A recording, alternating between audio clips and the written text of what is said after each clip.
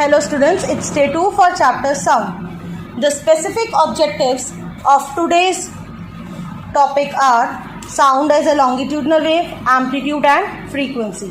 So open page number 58 of your physics books. In previous lecture we have studied what is sound. Sound is produced by a vibrating object. How sound travels forming compression and rarefaction. What are the different sources of sound? What is frequency? Different types of waves, then range of audibility to human ears, and how sound is produced by human beings. Now, first topic for today is sound as a longitudinal wave. Before that, we should know different types of waves. There are two different types of waves, longitudinal waves and transverse waves. Longitudinal waves. As discussed in previous lecture, when we speak, air particles gain energy and start vibrating, forming compressions and rarefactions. When first air particle gains energy, it moves towards second air particle and forms a region of high density which is known as compression. On gaining energy, this second air particle will move toward third air particle, and a gap is formed between first air particle and second air particle, and this gap is called region of low density, that is called as rarefaction. So in this way longitudinal waves are formed, forming compressions as well as rarefactions. Now coming to definition of longitudinal waves, when the particles of a medium vibrate along the direction of wave propagation, along in the same direction, in the direction, or you can say parallel to the direction of wave propagation, the waves are said to be longitudinal waves. Look here students, these are air particles, and particles have to move in this direction, and wave is also moving in this direction. Sound wave has to travel from body A to body B. So this is the direction of sound wave, and particles are also vibrating in same direction. So this forms longitudinal waves. That is, when the particles of a medium vibrate in the same direction, or you can say along the direction or parallel to the direction of wave propagation. Wave propagation means in the direction of which wave has to travel.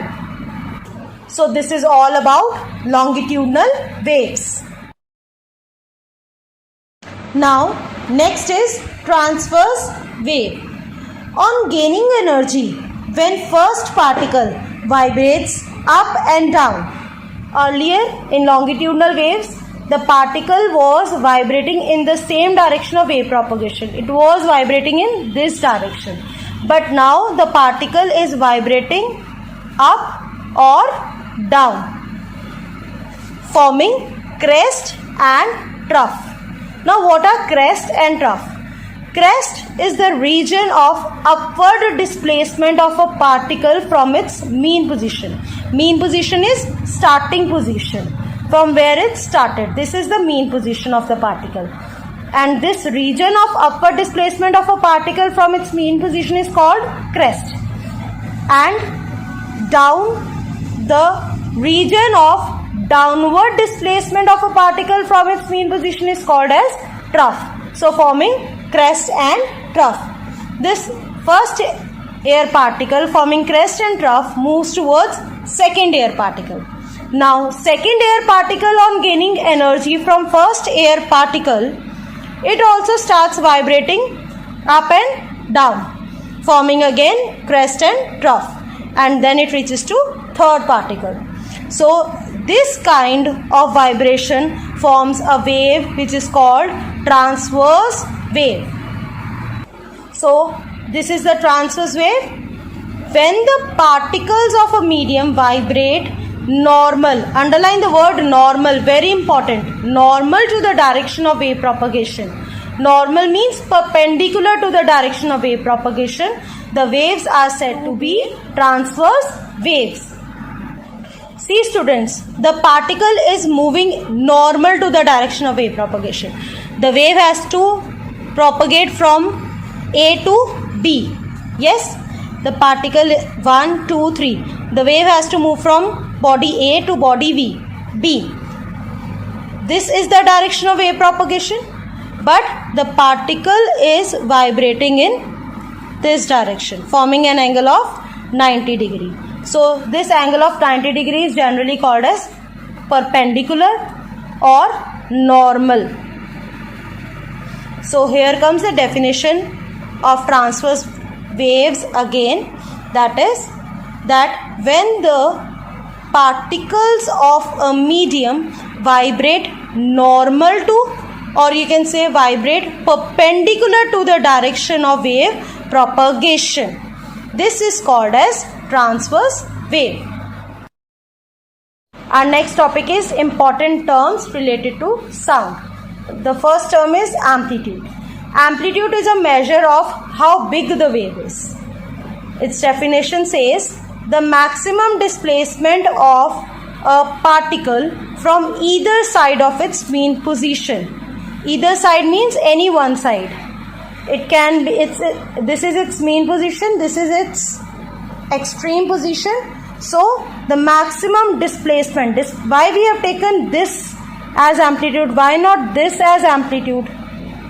Because the word here was displacement, and displacement is defined as the shortest path covered by body, and this will be the shortest path covered by the body from its mean position to its extreme position. This was its mean position, so the shortest path from mean position to extreme position, this length will define amplitude.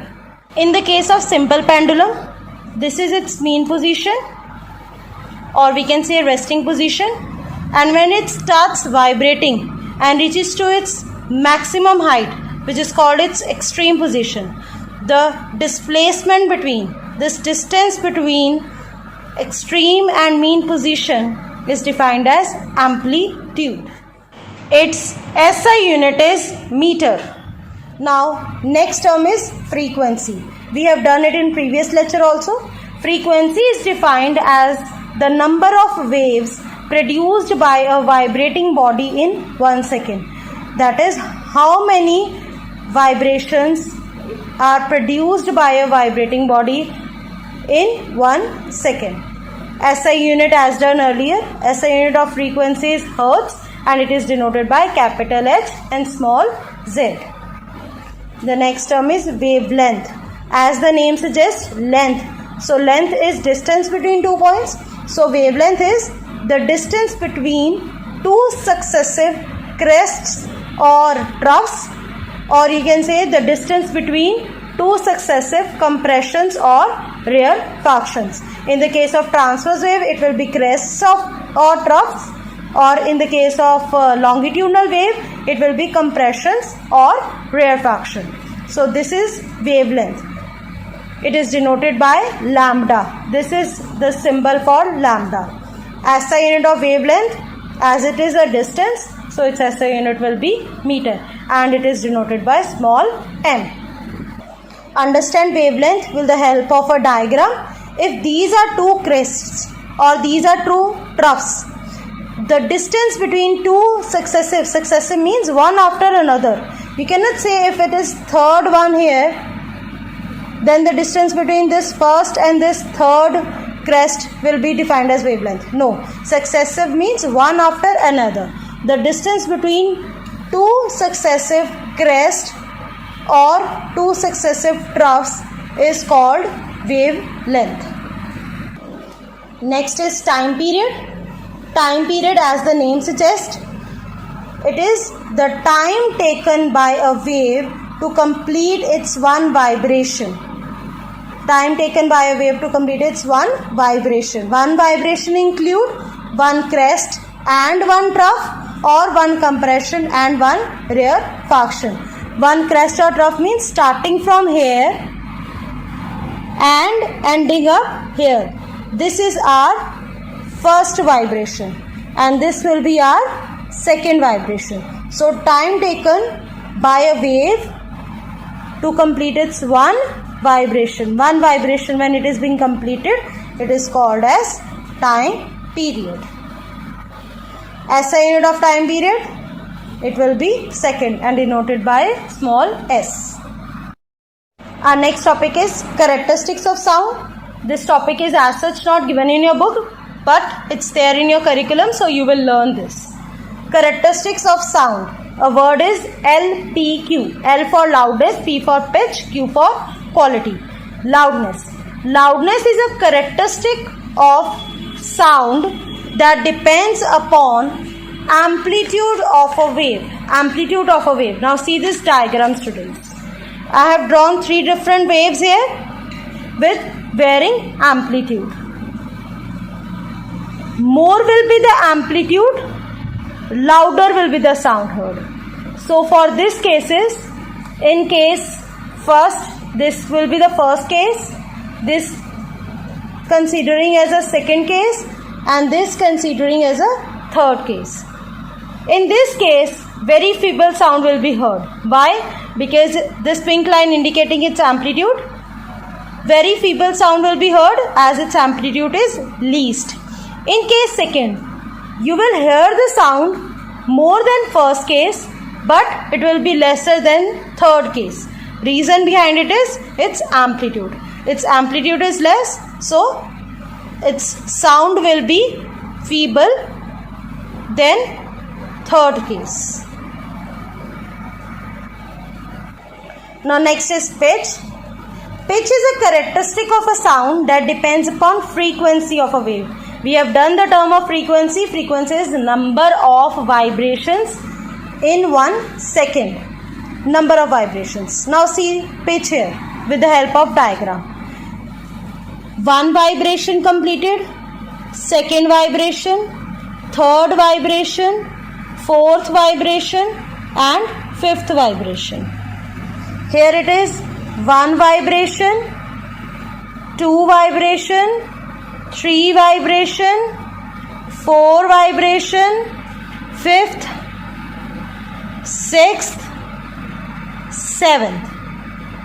Now in which case more vibrations are there? Yes, in this case.